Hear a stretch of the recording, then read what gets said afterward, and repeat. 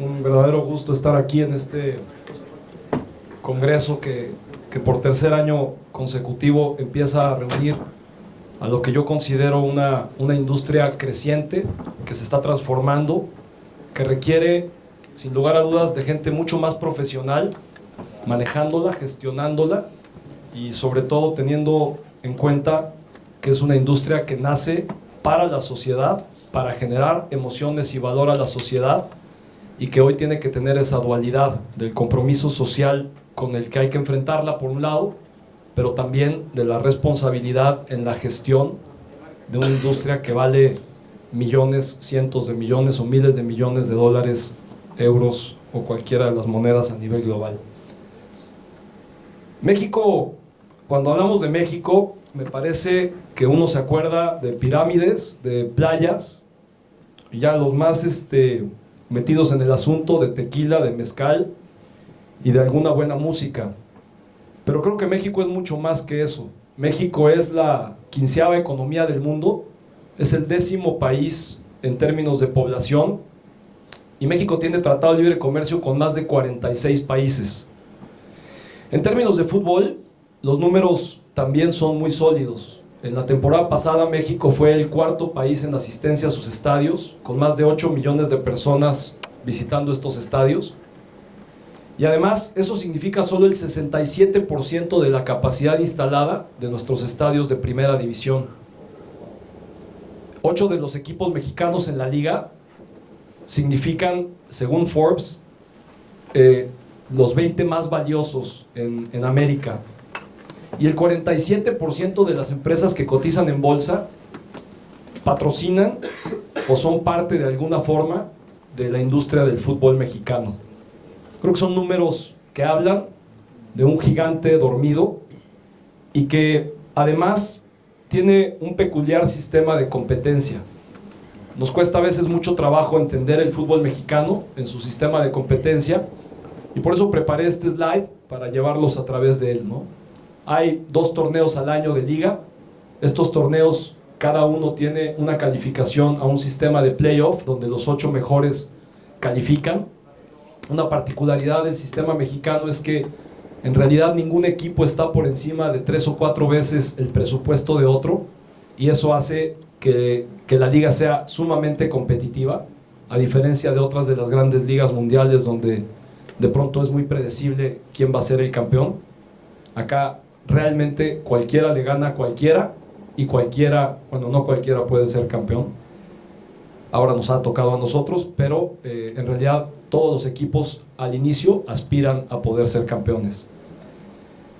Después de ello hay 2 torneos de Copa, y hay también la participación de la Liga de Campeones de CONCACAF, donde participan 4 equipos mexicanos. Y con ello se garantiza que los 18 equipos del fútbol mexicano van a jugar 2 torneos constantemente durante el año. Y eso ayuda mucho en la planificación de los planteles, porque de entrada tú sabes que ya sea CONCACAF o sea la Copa, en combinación con la Liga, vas a estar siempre jugando dos torneos. Y eso hace que los equipos mexicanos en promedio sean los que más partidos juegan al año en la industria del fútbol. Uno de los temas más relevantes es que hicimos una estructura de fuerzas básicas que hace que la sub-20 y la sub-17 tengan el mismo rol de juegos que el primer equipo. Y esto ha elevado de una forma muy importante el nivel de formación y de competitividad para los jóvenes, porque está estandarizado el nivel de su competencia y el rol de sus juegos. También hay 2 torneos al año de sub-15, 2 torneos al año de sub-13, homologados para todos los equipos de la liga, y todos los equipos de la liga también tienen un equipo femenil, que esa liga ha iniciado hace un par de años, y hoy el 100% es transmitida en televisión, y está tomando también un valor muy relevante en el proceso como liga, pero también hacia la formación de nuestras jugadores en las selecciones femeninas. Y México además está en una condición única, porque creo que no existe otro país en el mundo que pueda servir 2 mercados de forma natural. Para nosotros hay 2 mercados domésticos, el mexicano, como lo he dicho, con más de 129 millones de habitantes, íntimamente ligados al fútbol, pero además se nos da la manera de exportar naturalmente a Estados Unidos. México tiene 3.200 kilómetros de frontera con Estados Unidos. Y ayer en el panel lo comparaba para nuestros amigos aquí de Europa. Estás hablando de que eso es casi 10 veces la frontera que España tiene con Francia. Y obviamente ese mercado americano para nosotros significa un enorme potencial. Hay 57 millones de hispanos actualmente en Estados Unidos y se habla de que en los siguientes 10 años este número puede estar por encima de los 90 millones. De esos 57, 63% son mexicanos. Y solo en partidos amistosos de los que nosotros jugamos allá, no como el que pretende jugar la liga en Estados Unidos, si es que los dejan allá, primero tienen que resolverlo de acá. De esos partidos amistosos que nosotros jugamos en Estados Unidos, recibimos en los estadios 2 millones de personas al año que gastan 165 millones de dólares en estos eventos. De ese tamaño es el mercado que nosotros naturalmente atendemos en Estados Unidos. 60% del valor de los derechos de televisión de los equipos mexicanos vienen del mercado americano. Y en términos de rating, creo que esta gráfica ilustra muy claro tres de las grandes ligas que se transmiten ahí. El fútbol mexicano, en Estados Unidos, el fútbol mexicano está como el tercer deporte, después de la NFL y la NBA, antes del hockey y del béisbol. El rating del fútbol mexicano está por encima de esos dos. Y comparado con la Liga Premier y con la propia MLS, duplicamos en torneo regular y obviamente en nuestras fases de playoffs los ratings de los grandes partidos de estas ligas. Entonces, cuando se piensa en México, no solamente puedes pensar que estás pensando en un mercado de 129 millones, sino que tienes que pensar que estás comprando la entrada hacia un mercado muy grande y creciente, que es el mercado norteamericano. Juntos, United, haremos el Mundial 2026 y creo que es una muestra del trabajo en conjunto que Canadá, México y Estados Unidos han hecho para poder trabajar de la mano en el fútbol, y estoy convencido que este será un antes y un después en la estructura futbolística de nuestra región, que, por cierto, y solo para aclararlo, no hacemos parte de la misma confederación que Sudamérica, sino CONCACAF incluye Norteamérica, Centroamérica y el Caribe. Pero esta fortaleza que nosotros en Norteamérica tenemos como región y las similitudes en la manera en la que son operados y gestionados nuestros equipos deportivos, teniendo hoy básicamente dueños privados, es decir, sociedades anónimas en todas nuestras estructuras, o en el 95% de nuestros equipos, creo que hacen la posibilidad de generar un bloque hacia el futuro sumamente interesante. Ese es el contexto de mercado en el que el fútbol mexicano se mueve. Y mi percepción es de que hay una falta de conocimiento muy grande, sobre todo en Europa, sobre lo que realmente significa el fútbol mexicano, insisto, y las oportunidades que conlleva el poder invertir o trabajar de la mano con nuestro fútbol. Como grupo, Orlegui tiene dos divisiones, una división de negocios y una división de deportes y entretenimiento. Muy rápido, para ir a través de la división de negocios, participamos de tres áreas: un área agroindustrial, un área de seguros y fianzas y un área de desarrollo inmobiliario. En la parte agroindustrial tenemos más de 1,000 hectáreas sembradas, producimos más de 24,000 toneladas al año, exportamos el 60% de nuestra producción, básicamente en hortalizas, chile, tomate, cebolla y ese tipo de productos. En la parte de seguros somos parte del grupo más importante de Latinoamérica en seguros y fianzas. Y esta está más bonita, y aunque no lo crean, no es en México. En la parte de desarrollo inmobiliario hacemos desarrollos turísticos y hacemos desarrollos comerciales en sociedad con Tor Equity. Y esta es una isla que estamos desarrollando con Four Seasons en Belice, que estará abriendo en 2021 y que es el único lugar en nuestro hemisferio que tiene Overwater Bungalows. Es un hotel de 100 habitaciones, 26 Overwaters, 36 villas de Four Seasons y 92 lotes para casas privadas con un campo de golf, una marina, un centro de investigación de Fabián Cousteau y una pista para aterrizar. Vamos a rifar para el 2021 una visita para el que se acuerde mejor de esta conferencia. ¿Quieren que regrese a Belice o podemos ir más adentro del tema? En la parte de deportes, que es la que nos tiene aquí, hoy en el grupo tenemos 2 clubes, los 2 están en México, uno en la primera división, otro en la liga de ascenso.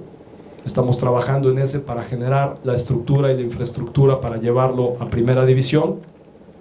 Y tenemos un tercer grupo que es Territorio Santos Modelo, que ahora les voy a explicar a más detalle.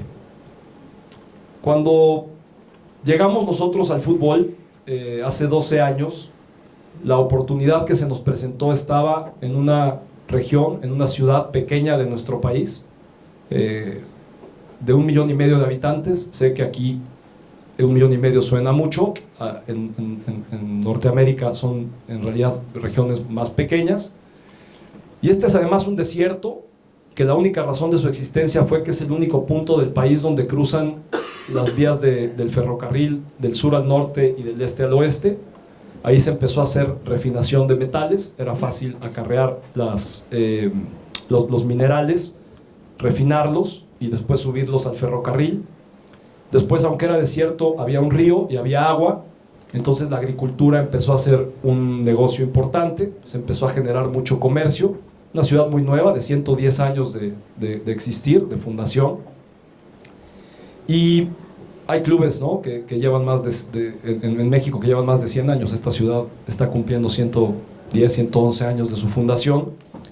Y entonces el algodón empezó a ser un cultivo importante, y con el algodón venía la confección. Antes la gran mayoría de las prendas que se usaban en el mundo eran de algodón, ahora son fibras distintas. Y entonces vino la guerra, la Segunda Guerra Mundial, y la región se volvió uno de los principales proveedores de uniformes para Estados Unidos. Había algodón, había confección, había ferrocarril, era muy fácil subir los uniformes. Y en el 45, por ahí, acaba la Segunda Guerra Mundial, gran noticia para el mundo, otra vez un gran reto para esta región. Había que reinventarse, se había acabado el negocio. Mucho de la moda y mezclilla que se producía en México hacia el mundo se producía ahí, pero empezó a sobrar todo este forraje o esta agricultura, digamos, que estaba de la mano del algodón. Y a alguien se le ocurrió llevar una vaca, y luego llevaron 2, y se empezaron a dar cuenta que en esta región se daba más leche que en las cuencas lecheras originales. Hoy hay 800,000 vacas, es decir, casi una vaca cada 2 habitantes. Es la cuenca lechera más grande de Latinoamérica. Y se produce obviamente toda una serie de lácteos sólidos y líquidos, y la empresa que fue fundada ahí hoy es dueña de una empresa de lácteos en Brasil y una empresa de lácteos en Estados Unidos. Y al final, a lo que voy con este tema es que es una región muy particular, porque como desierto vive llena de adversidades, y lo que nosotros intentamos hacer es entender dónde estaban las fortalezas y las debilidades. Y debilidades había muchas. Era un club con infraestructura muy mala, era un club en una crisis financiera importante, era un club que estaba luchando por no descender en ese momento. Sin embargo, también había fortalezas. Era un club que representa la identidad de este 1,5 millones de personas que viven ahí, que representa un valor de lucha, de entrega, de guerreros, porque ese es el apodo o el mote que este club ha logrado construir a través de sus hoy 35 años de historia. Y ese engagement que había con la afición era el principal pilar, aunado a ese sabor que el equipo transmite en la cancha, que va perfectamente ligado a lo que se vive en la región todos los días. Y en ello encontramos la oportunidad. Creo que intentar ser algo que no puedes ser en la vida te va a llevar al punto más grande de infelicidad y de incumplimiento de tus metas. Creo que tienes que saber muy bien quién eres, en dónde estás, utilizar tus fortalezas, sortear tus debilidades y construir alrededor de ellas. Y desde el día 1 sabíamos que para lograr lo que queríamos lograr, que era ser un club sobresaliente en México y hacia el mundo, teníamos que hacer más con menos y teníamos que hacer más con los demás. Y en aquella época el fútbol mexicano vivía en una gran comodidad.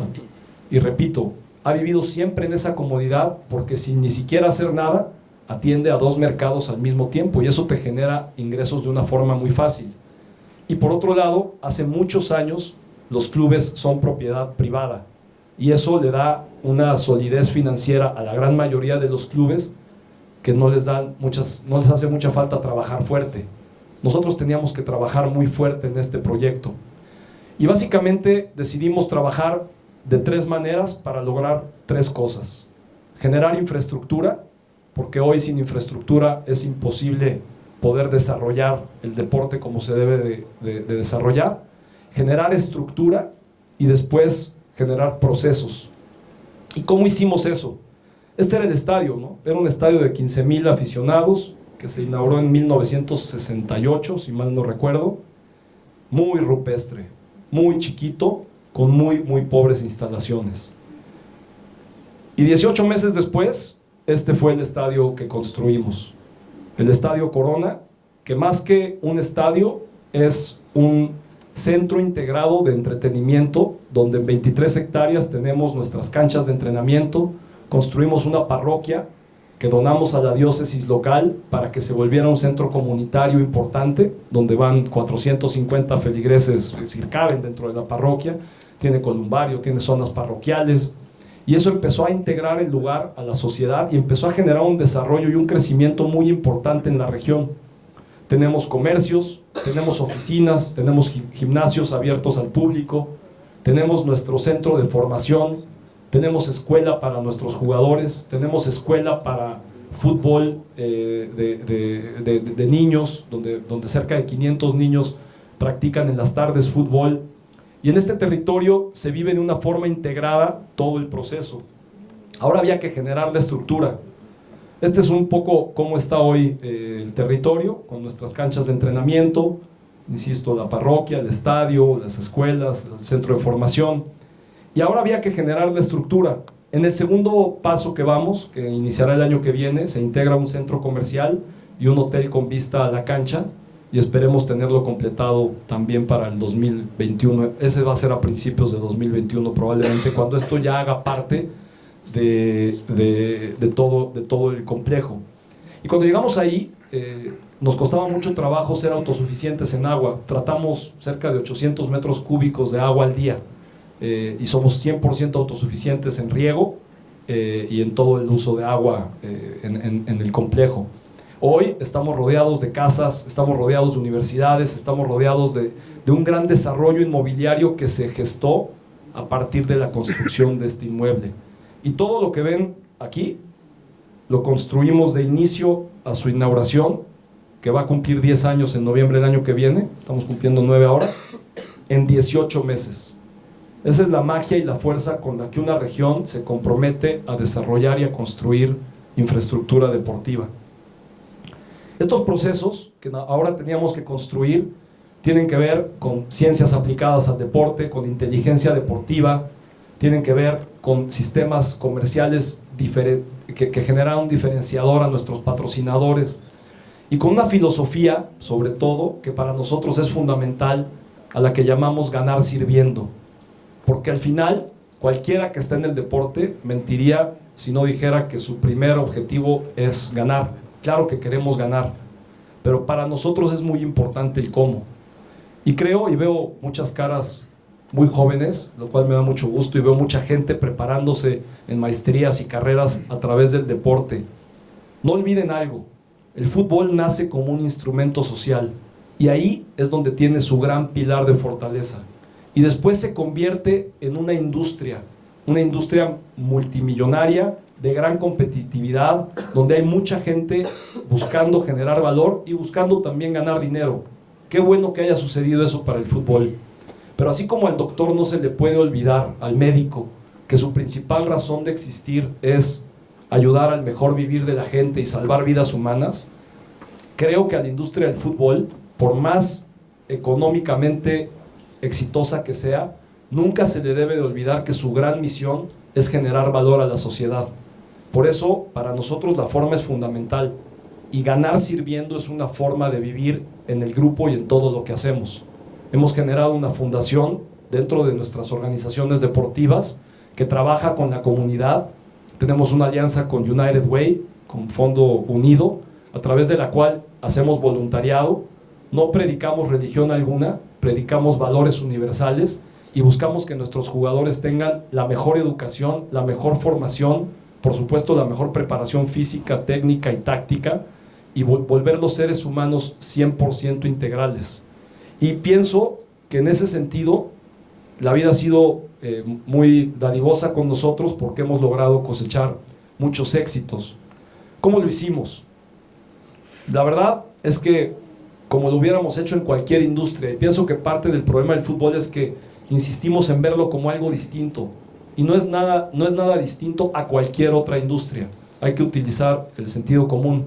El problema del sentido común es que a veces es el menos común de los sentidos. Lo que nosotros hicimos es, en lugar de venir al Real Madrid y pedir una cita con don Florentino y tomarnos una foto con sus múltiples orejonas, la cual también tenemos, lo que hicimos fue verdaderamente generar una alianza con un club en el cual había una comunión en términos de valores y de misión, y en nuestro caso fue el Celtic. Y a través del Celtic logramos entrar por la puerta de atrás, en el buen sentido, con todos los clubes. Y claro que fuimos a ver a los grandes de Inglaterra, y a los grandes de España, y a los grandes de Italia, y a los grandes de Alemania. Y fue así como pudimos ir encontrando las mejores prácticas, y buscamos tropicalizar estas mejores prácticas al sistema que nosotros fuimos aplicando. Y después vino la parte de preparación. Más de 40 personas de nuestra organización pasaron periodos de tiempo formándose en Escocia o en distintos clubes de Europa. Entonces, cuando yo veo que hay clubes que van y firman convenios y grandes anuncios de sus convenios, después me pregunto, ¿y dónde está el fondo? ¿No? Porque, insisto, la foto en Madrid, o la foto en el Atlético, o la foto en cualquiera de los grandes clubes, da muchos retweets y se ve muy bien en la oficina, pero el fondo no se genera. Creo que lo que nos diferenció a nosotros es que no estábamos realmente ocupados ni preocupados por la foto, sino en aprender. Y después nos hemos preocupado también por enseñar, y por eso trabajamos con clubes en Colombia y en Sudamérica para poderles transmitir también parte de nuestro conocimiento. Y Territorio Santos Modelo y todos sus procesos es un lugar abierto en todos los sentidos para que la gente pueda ir a aprender. No tenemos nada que guardarnos. Y es más, esto cambia tanto y es tan demandante que si nosotros hoy usáramos la estrategia o la tecnología con la que tuvimos los éxitos que ahora les muestro, que han desarrollado todo este proceso, hoy probablemente ya no tendría una ventaja competitiva, porque al final esto va cambiando siempre, ¿no? Hace un año comía con Billy Bean, el de la película Moneyball, pero no con Brad Pitt, porque ahí hubiera sido otro tipo de comida, con el que sí inventó el sistema. Y él me decía, el sistema que yo inventé en aquel momento nos dio mucho éxito, pero hoy ya no nos daría una ventaja competitiva, porque nuestra competencia, bueno, tan lo conocen que ya hasta en una película sale, ¿no? Entonces él ha tenido que ir inventando otras formas para que su equipo de béisbol que maneja, que es un equipo muy similar al nuestro en tamaño, y tenga cómo alcanzar sin tener los presupuestos que tienen los grandes. Y es un poco, insisto, el hacer más con menos, el entender que tienes que sin duda entregar más que los demás para obtener resultados. ¿Qué nos dio esto? Nos dio relaciones de muy largo plazo. Estos son 4 de nuestros patrocinadores, con los cuales tenemos un promedio tal vez de 20 años de relación. Me atrevo a decir que debemos de ser uno de los clubes que más antigüedad tiene con las empresas con las que está asociado. Nuestro jersey realmente en términos de patrocinios cambia muy poco, ¿no? Llegan unos, se van otros. El promedio de refresquera es de 7 años. Por alguna razón van entrando y saliendo del mercado Pepsi y Coca-Cola, no entiendo muy bien por qué, pero ha sido de 7 años. Pero el gran promedio nuestro con los grandes patrocinadores es superior a los 20 años. ¿Y qué nos dio también, no? En los últimos 12 años, 4 campeonatos, 7 finales, 67% de los playoffs alcanzados. Ningún equipo ha logrado ese número en México. Somos campeones cada 3 años. El equipo con más finales jugadas, evidentemente con más semifinales, con más goles anotados, con más partidos ganados, en fin, con más campeonatos. Y no estamos obsesionados con un campeonato, estamos obsesionados con el proceso que te lleva y te da la oportunidad de ser campeón. Y después salen las cosas, ¿no? Y a veces cuando una de esas finales que perdimos, creo que es un récord a nivel partido oficial, nos fuimos a la larga, ¿no? A tiempos extras con el rival después del partido de ida y vuelta, y llegamos a la serie de penales. Y teníamos que anotar 1 de 3 penales para ser campeones. Y como ya les he dicho, fue una de las finales que perdimos. Entonces, contra ese rival, jugamos la última final ahora en su casa, en mayo, y finalmente esa copa que estamos levantando ahí nos dio ese campeonato que habíamos perdido en 2010, ¿no? En términos de básicas, el modelo desde el origen planteaba el que una tercera parte de nuestro roster de jugadores fuera de nuestra formación. Así es hoy. Una tercera parte son jugadores no formados en México, una tercera parte son jugadores formados en otros equipos mexicanos y una tercera parte son jugadores formados en casa. 3 de ellos hacen parte de la selección nacional hoy. Tenemos 82 convocatorias a las distintas selecciones nacionales. Y somos el único equipo que ha sido campeón en el circuito de sub-20 y sub-17 durante el mismo torneo. Y sería casualidad tal vez si lo hubiéramos hecho una vez, pero bueno, ya lo hicimos 2 veces y es el único que lo ha logrado así. Y tenemos otra serie de campeonatos con estos jóvenes, y la verdad es que a mucho orgullo también.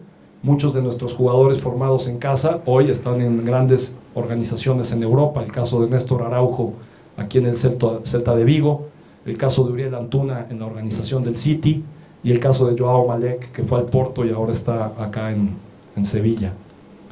¿Y hacia dónde vamos? Creemos que tenemos un modelo de gestión que puede ser escalable. Hoy ya gestionamos 2 equipos, y nuestro siguiente paso, sin lugar a dudas, está en la estructura multiclub, ya sea en Latinoamérica o en Europa. Y creemos que tenemos un sistema que ha probado tener éxito, insisto, que puede ser escalable y que puede generar grandes sinergias. Creo que es mucho lo que se puede construir en el fútbol. Hablo de la responsabilidad y les comparto cómo lo veo. Pienso que somos un banco que recibe el depósito más grande que un ser humano puede depositar, que son sus sueños y sus anhelos. No es el negocio más rentable del grupo. Eso también. Operamos rentablemente tanto en trade como en torneo regular, digamos, o en la parte de gestión de fútbol. Sin embargo, si por rentabilidad fuera, tal vez tendríamos que invertir en retorno de inversión en otras actividades como desarrollo inmobiliario, como la parte agropecuaria. Pero cuando sumas a tu rentabilidad el valor que generas a la sociedad, es cuando el fútbol se vuelve mágico, es cuando realmente te das cuenta que puedes inspirar, que puedes mover el corazón de la gente, que tienes una enorme responsabilidad. En el banco la gente va y deposita su dinero, sus valores. Aquí no nos depositan dinero. Lo que vienen y nos depositan es sus sueños, sus anhelos, sus emociones, su confianza, y hay que responderles con rédito. E insisto, cuando sumas eso a tu EBITDA, entonces te das cuenta que tienes la fortuna de trabajar, de servir y de ganar sirviendo en el negocio de mayores fantasías, más creciente en el mundo, y que es verdaderamente un privilegio poder ser parte de esta industria. Muchas gracias a todos y muy buenas tardes.